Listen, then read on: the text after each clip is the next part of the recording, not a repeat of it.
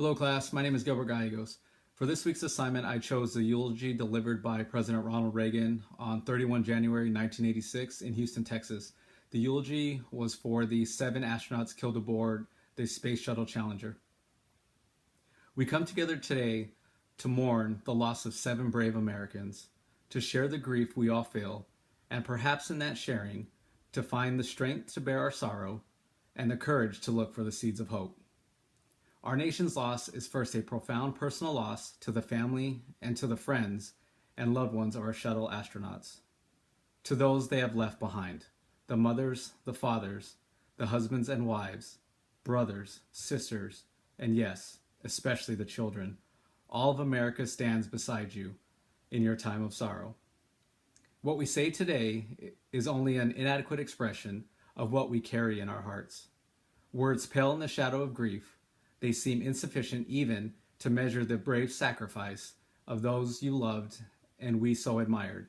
Their truest testimony will not be in the words that we speak, but in the way they led their lives and in the way they lost those lives, with dedication, honor, and an unquenchable desire to explore the mysterious and beautiful universe. The best we can do to remember our 7 astronauts, the Challenger 7, remember them as they lived, bringing life and love and joy to those who knew them and pride to a nation.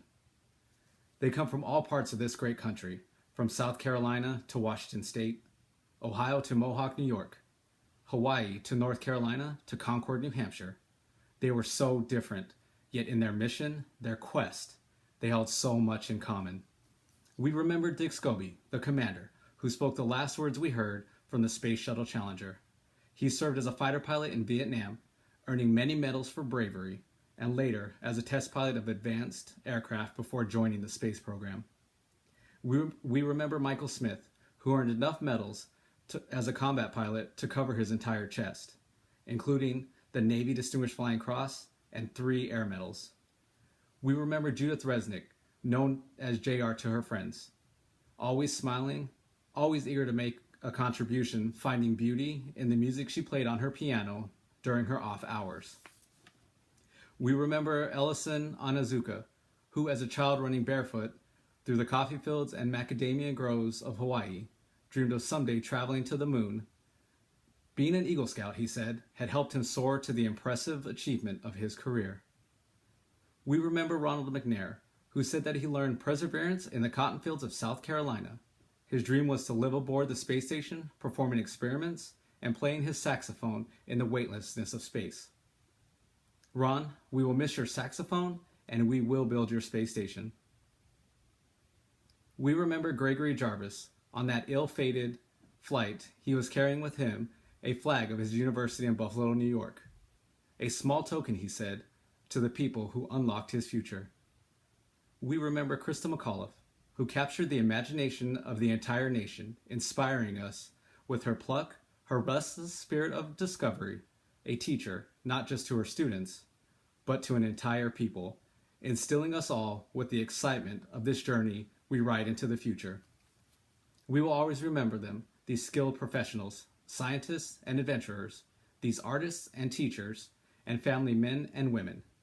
And we will cherish each of their stories, stories of triumph and bravery, stories of true American heroes. On the day of the disaster, our nation held a vigil by our television sets. In one cruel moment, our exhilaration turned to horror. We waited and watched and tried to make sense of what we had seen.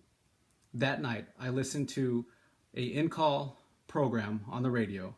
People of every age spoke their sadness and the pride they felt in our nation and in our astronauts. Across America, we were reaching out, holding hands, finding comfort in one another.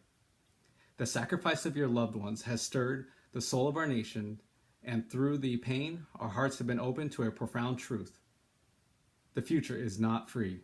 The story of all human progress is one of struggle against all odds. We learned again that this America, which Abraham Lincoln called the last best hope of man on earth, was built on heroism and noble sacrifices. It was built by men and women like our 7 star voyagers who answered a call beyond duty and gave more than was expected or required, and who gave it with little thought or worldly reward. We think back to the pioneers of an earlier century, and the sturdy souls who took their families and the belongings and set out into the frontier of American West. Often they met with terrible hardship. Along the Oregon Trail, you can still see the grave markers of those who fell on the way. But grief only steered them to their journey ahead. Today, the frontier is space and the boundaries of human knowledge. Sometimes when we reach for the stars, we fall short. But we must pick ourselves up again and press on despite the pain. Our nation is indeed fortunate that we can still draw on immense reservoirs of courage, character, and fortitude. That we are still blessed with heroes like those of the Space Shuttle Challenger. Dick Scobie knew that every launching of a space shuttle is a technological miracle, and he said, if something ever does go wrong, I hope that doesn't mean the end of the space shuttle program. Every family member I talk to asks specifically that we continue the program, that it is what their departed loved one would want above all else. We will not disappoint them. Today we promise Dick Scobie and his crew that their dream lives on, that the future they worked so hard to build will become reality. The dedicated men and women of NASA have lost 7 members of their family. Still, they too must forge ahead with a space program that is effective, safe, and efficient, but bold and committed. Men will continue his conquest to space, to reach for new goals and ever greater achievements. That is the way we shall commemorate our 7 Challenger heroes.